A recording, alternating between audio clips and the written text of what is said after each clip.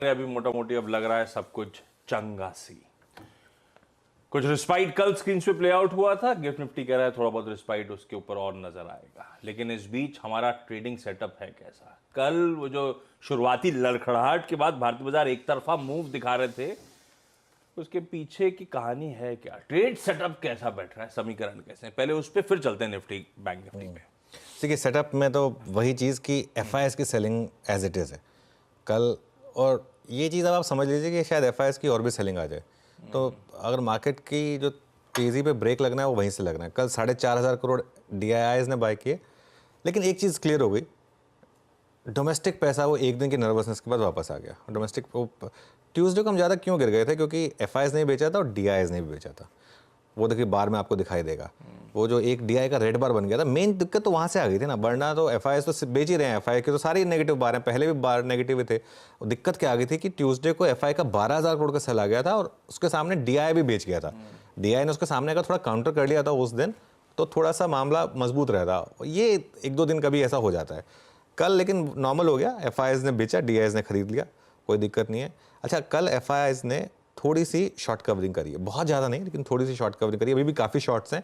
Index futures में 2,500 crore plus, stock futures में 1,900 crore plus, और विद इन इंडेक्स फ्यूचर्स एक क्लियर कट इंडिकेशन है कि निफ्टी फ्यूचर में ज़्यादा शॉर्ट कवरिंग हुई। बैंक निफ्टी में 200 करोड़ की बाइंग हुई, निफ्टी फ्यूचर में 2,300 करोड़ की बाइंग हुई। और अब आप अगर ट्रेंड देखें तो वो जो बहुत ज़्यादा मैसिव शॉर्टिंग हुई थी 4 जून को, 9,841 करोड़ बिके थे वहाँ पर। अब कल उसमें से 1/4 तो बायबैक हो गए, करीब करीब 2,500 करोड़। लॉन्ग शॉर्ट देखें आप तो कल 23,000 लॉन्ग जुड़े आशीष और 21,000 शॉर्ट कटे, और कुल मिलाकर अगर आप नेट कॉन्ट्रैक्ट के हिसाब से देखेंगे तो जो हम 3,55,000 शॉर्ट पर पहुँच गए थे, अब वो 3,11,000 पर। 3,11,000 भी बहुत शॉर्टिंग है, ठीक है। तो इसके लिए अभी भी मामला मार्केट का वन वे और द अदर डिसाइड नहीं हुआ है किस साइड जा रहे हैं हम। 3,11,000 शॉर्ट हैं। इंडिया विक्स कल 30% गिरा, 18.88 पर आ गया। अब बाकी की जो इंडिया विक्स में गिरावट है वो आज आ जाएगी। आज मुझे लग रहा है इंडिया विक्स 15-16 पर आ जाएगा, और अगले 3-4 दिन में बस सरकार बन जाए उसके बाद वापस हम वो 11-12 की इंडिया विक्स पर आ जाएंगे, जो हमारा नॉर्मल था। उसके बाद मार्केट को एनालाइज करना थोड़ा ईजी हो जाएगा। पुट कॉल रेशो 0.75 वर्सेज 0.73, तो अभी भी थोड़ी सी जगह है। और उसके अलावा बैन की जहाँ तक बात है, एक ही स्टॉक है बैन में, जी, जो अभी बना हुआ है। बिल्कुल ठीक, ये है आज का ट्रेड सेटअप। पर आज का दिन इंपॉर्टेंट, आज निफ्टी 50 की वीकली एक्सपायरी भी है और कल सुबह तड़के आनी है क्रेडिट पॉलिसी, तो बाजार उस पर भी, हालांकि वो एक नॉन इवेंट सा शायद फिर से रहने वाला है। पर निफ्टी का अप्रोच क्या रखें, वो एक बड़ा कंफर्ट बन गया था, वो पैनिक डे का लो ट्यूसडे का जो आपने मेंशन करता, पर वो दूर हो गया है काफी। तो अब निफ्टी पे क्या वॉच आउट करना है, कैसे अप्रोच रखूं? देखिए, निफ्टी की अप्रोच पर आऊँ उससे पहले मैं आपको एक चीज़ दिखाता हूँ। आज एक्सपायरी है और मैं ऑप्शंस डेटा देख रहा था, मतलब भयंकर ऑप्शंस डेटा है। पुट राइटिंग तो है ही नहीं। 22,500 के पुट लेकर आइए फॉर एग्जांपल, 22,500 के पुट में कुल मिलाकर ओपन इंटरेस्ट है 43 लाख का, ठीक है, और वो 160 रुपये पर है, ठीक है। और एक 22,500 की कॉल, कुल मिलाकर 160 रुपये का, वो 160 रुपये का ट्रेड, और ओपन इंटरेस्ट देखिए 43 लाख। उसके सामने 22,500 की पुट देखिए आप, 22,500 के पुट में कम ओपन इंटरेस्ट, जबकि हम 22,600 के ऊपर हैं आशीष, और उसका प्रीमियम देखिए 150 रुपये, ठीक है। 22,500 की कॉल जिसकी इंट्रिंसिक वैल्यू खुद 120 रुपये होनी चाहिए, उसका प्रीमियम है 159 रुपये। 22,500 की पुट जिसकी की इंट्रिंसिक वैल्यू कुछ है ही नहीं, हम 22,620 पर हैं, उसका प्रीमियम अभी भी है 151 रुपये, ठीक है। आप समझ रहे हैं। और देखिए ओपन इंटरेस्ट 22,500 की पुट में है ही नहीं, क्योंकि 22,500 की कॉल में ओपन इंटरेस्ट है।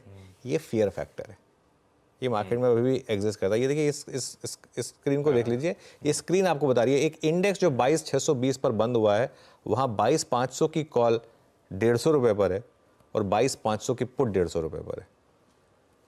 ये 22,600 पे भी होता अगर, तब भी एक बार समझ में आ सकता था। आप में नर्वसनेस और फियर दिखा, हाँ, 22,600 पे भी अगर ये डेटा होता तो भी एक बार के लिए समझ में आता था। मैं आज सुबह 2-3 बार क्रॉस चेक किया इस डेटा को कि क्या मैं डेटा सही देख रहा हूँ, और मैं डेटा मैं सही देख रहा हूँ। इसका एक और मतलब भी है, इसका एक और मतलब ये भी है कि अपॉर्चुनिटी भी है।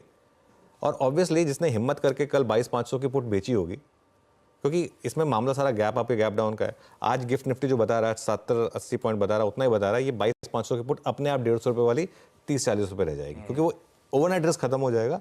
तो जिसने ये हिम्मत करके कल ये बेची है वो उसको ऑब्वियसली थोड़ा फायदा हुआ, लेकिन ये आपको बता रहा है कि इस समय मार्केट में रिस्क कितना है। अब आते हैं स्ट्रैटेजी पर, क्यों? क्योंकि कोई पुट राइटिंग है ही नहीं मार्केट में इतनी बड़ी। उसके बाद और ऐसा भी नहीं कि कॉल राइटिंग भी कोई बहुत ज़्यादा है, कॉल भी वो जो मैंने दिखा दिया आपको, लेकिन उसके बाद सीधा 23,000 पर कॉल है। तो मार्केट में क्या है ना, 200 पॉइंट की इंटरडे स्विंग्स आएंगी अभी अगले 3-4 दिन। आप उसको उस हिसाब से अप्रोच कर सकते हैं तो करिए, क्योंकि ये मार्केट बहुत टफ है। यहाँ आप स्टॉप लॉस कहाँ रखेंगे? मैं लेवल्स देख रहा था, कोई स्टॉप लॉस बन ही नहीं रहा है। फॉर एग्जांपल पहला सपोर्ट है आपका 22,500 से 22,565 जो है आपका 20 डेमा का जोन। उसके बाद सीधा बड़ा सपोर्ट पता है कहाँ पर आता है आशीष? 21,800 पर। अब 22,500 से लेके 21,800 के बीच में कोई सपोर्ट ही नहीं है मार्केट में। 21,800 कल का लो, अभी मैं ट्यूसडे के लो की तो बात ही नहीं कर रहा हूँ, लेकिन ट्यूसडे का लो वैसे हार्ड बॉटम बन चुका है, ये बात हम क्लियर कर चुके हैं। तो अब दिक्कत क्या है कि 22, या तो आप एक ट्रेड ले लें 22,500 का स्टॉप लगा दें, या फिर आप ट्रेड ले ही ना, क्योंकि उसके बाद अगला सपोर्ट सीधा 21,800 पर है। उसके बाद आप 22,400, 22,300, 22,200 कहीं भी स्टॉप लॉस लगाएंगे, हो सकता है वो लग जाए और उसके बाद मार्केट रिवर्स हो जाए। ये दिक्कत है मार्केट में। यहाँ पर रेजिस्टेंस कहाँ पर है? पहली रेजिस्टेंस है 22,650, वो जो हमने कॉल दिखाई उसके हिसाब से कॉल राइटर का जोन है 22,650, और बड़ी रेजिस्टेंस है फिर सीधा पता है कहाँ पर? 23,338 ऑल टाइम हाई। अगेन अब अगर आप शॉर्ट कर रहे हैं तो कहाँ स्टॉप लॉस लगाएंगे? ये दिक्कत आ जाएगी। तो एक काम करें, इंट्राडे ट्रेड करें स्ट्रिक्टली, बहुत टाइट स्टॉप लॉस के साथ, कि अगर लग गया तो लग गया, 1:1 के रिस्क रिवॉर्ड के हिसाब से ट्रेड करें। चल गया तो चल गया, वो भी कंपल्सिव ट्रेडर के लिए, वरना अपना आराम से शांति से बैठे रहें। अच्छा, एक और चीज़ मैं ऐड करूँ इसमें, और मैं क्योंकि इसलिए ऐड कर रहा हूँ ये क्योंकि मैं खुद एक निफ्टी ETF इन्वेस्टर हूँ। अगर आप निफ्टी ETF इन्वेस्टर हैं तो आपको कुछ फर्क नहीं पड़ा पिछले 3 दिन की वॉलेटिलिटी से, है ना? मतलब कुछ फर्क, मतलब मार्केट भले ही ऊपर गया नीचे गया जो भी है, अल्टीमेटली वहीं आ गया जहाँ पे वो था। तो इसके लिए मैं बार बार लोगों को बोलता हूँ कि ट्रेडिंग अप्रोच अपनी जगह होती है, लेकिन थोड़ी सी एक इन्वेस्टमेंट अप्रोच भी होनी चाहिए, और जब मार्केट गिरे खास तौर से तब थोड़ा सा ETF ऐड करें आप, तो वो अच्छा रहता है। बहुत बढ़िया। कंपल्सिव ट्रेडर्स के लिए ही है ये बाजार, वो भी इंट्राडे में 1:1 के रिस्क रिवॉर्ड के साथ।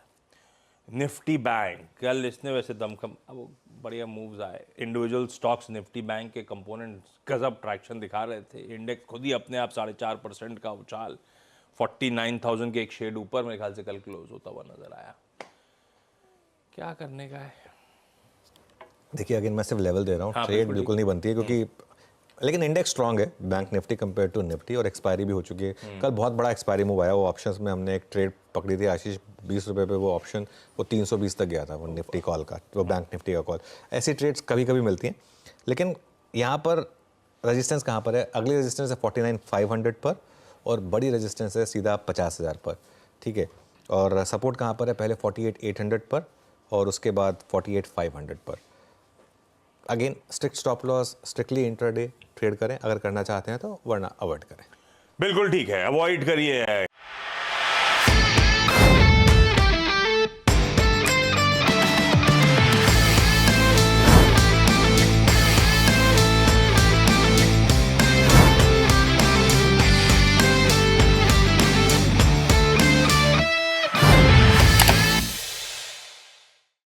बता दें कि मनी कंट्रोल पर दिए गए विचार एक्सपर्ट्स के अपने निजी विचार होते हैं।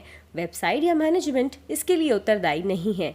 यूजर्स को मनी कंट्रोल की सलाह है कि कोई भी निवेश निर्णय लेने से पहले सर्टिफाइड एक्सपर्ट की सलाह लें।